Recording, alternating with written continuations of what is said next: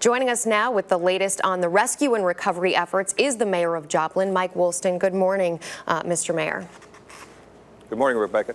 Obviously, it has been a very tough week, almost a week since the tornado struck your town. How is it coping right now? I think pretty well.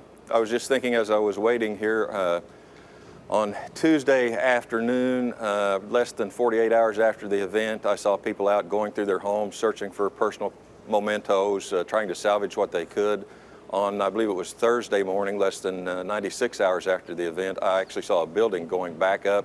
Walls were up, they were putting up roof rafters, and I believe it was yesterday morning our public school district announced that they had begun reconstruction and rebuilding of one of our newer middle schools that they've been in for just under a year. I think the community's coping pretty well, but obviously it's still quite a shock for us, and it'll take some time to get through from an emotional standpoint, but this is a pretty tough community, and they'll respond. Well, and what we've seen, the pictures coming out of the community, is everyone joining together in this effort to rebuild. There are still these 156 missing people. What kind of search and recovery efforts are underway to find them? We continue to search all the properties. We have completed a couple of days ago at least 4 searches, 2 of those searches completely with dogs.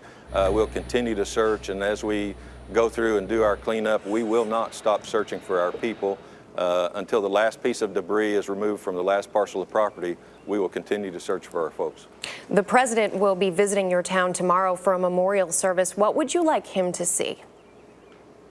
Just like to see him the level of devastation here. I think it's difficult to comprehend, and I know so many people have watched your show and seen photos of the area, but the photos I don't think really do it justice because you don't get the panoramic view of how widespread it really is. And unless you've been through something like this and have a frame of reference, I think it is a bit difficult to comprehend. Yeah, it's such a good point. Also, there has been some looting, unfortunately, in your town. Some people have gone through and looted some of these homes that have been destroyed. What are you doing at this point to make sure that doesn't happen more?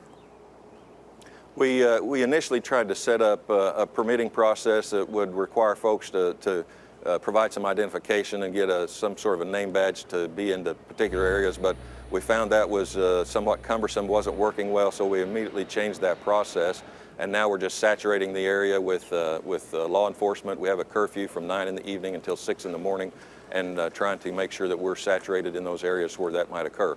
We have had, I believe, according to the police chief, about 17 cases of that, but we're very watchful for that. And my advice to the chief would be that we should prosecute those people to the fullest extent. The last thing we need is someone in here taking advantage of people who are in probably the worst position ever in their lives. And I think we should be very aggressive in going after those people. Yeah, absolutely. A lot of people have been watching this story all week wondering, what can I do? How can I help? At this point in your town's rebuilding, what can people watching at home do to help? I think probably the biggest thing that they can do, and I've been honestly overwhelmed by the response we've gotten from people, not only from the region or the state, but from nationally, and we have fielded calls from the news media internationally. And so we've got a lot of donated goods coming in, a lot of folks calling, wanting to come in and help volunteer. But at this point, our needs are going to be rather long-term, and we've got a lot of donations of goods, water, food, clothing, all those kinds of things. I would suggest that probably if somebody wanted to do something that couldn't come here, probably a financial donation would be the best thing, and we've got a couple of avenues how they can do that.